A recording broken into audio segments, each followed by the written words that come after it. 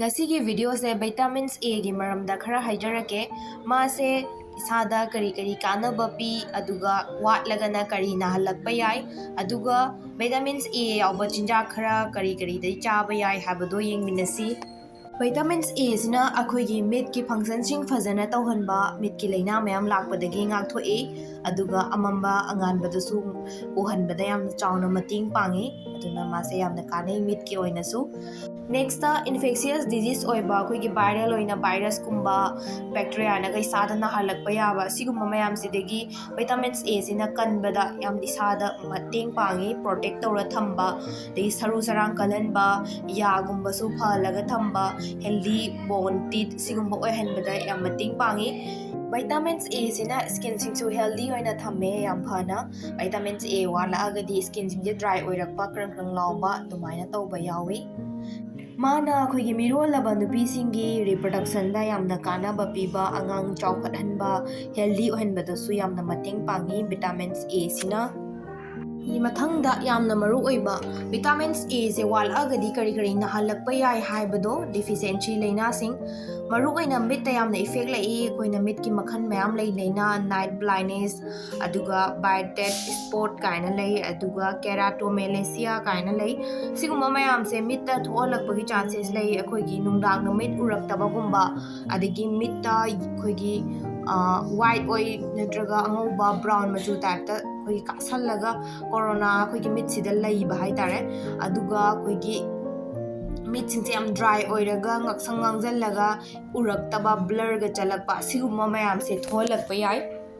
Vitamins A se wala agadi skin jingsida ngaksang ngangjallaga leiba dot ka lauraga leiba aduga yamna dry oiba krang lauba sumaina tawhale skin da su yamna effect tawe vitamins A se wala agadi sida natana digestive tract singda chaba tumandaba diarrhea gumba tawba yawe aduga ya gumba kalhandaba haidi yam weakness oiba aduga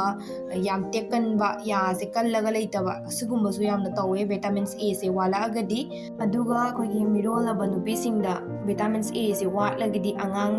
premature oiba mapung marai phadaba weight gumba watpa sigumba effect gumba thoe aduga longnaganba laina viral flu gumba bacteria virus na thoanba isada toina thoanba yawe vitamins A se yawla watlagadi.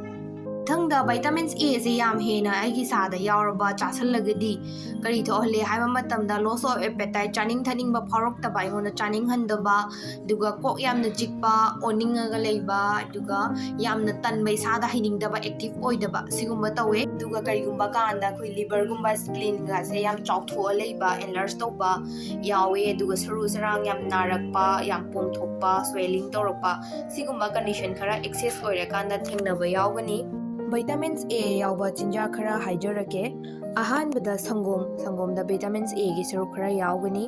hangi aduga kaleja chicken kaleja gumba liver chaba yai aduga yerum mamut egg yolk sida su vitamins A gi saruk yamna yawi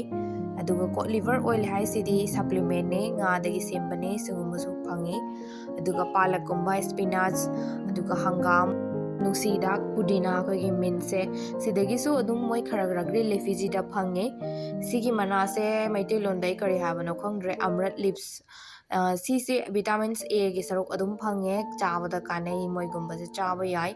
aduga radish hangam maru kabidugi mana saruk se lips oina masi ju kanai chabada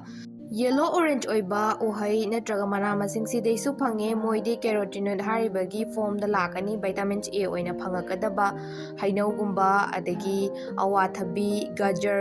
adagi myren gumba sigumba se meat ki oina su yam phai aduga vitamins A gi saruk yamna phange. Mathangda kanaba video soidana amuk semjarake mayamna like share subscribe tawbiramo. Thanks for watching.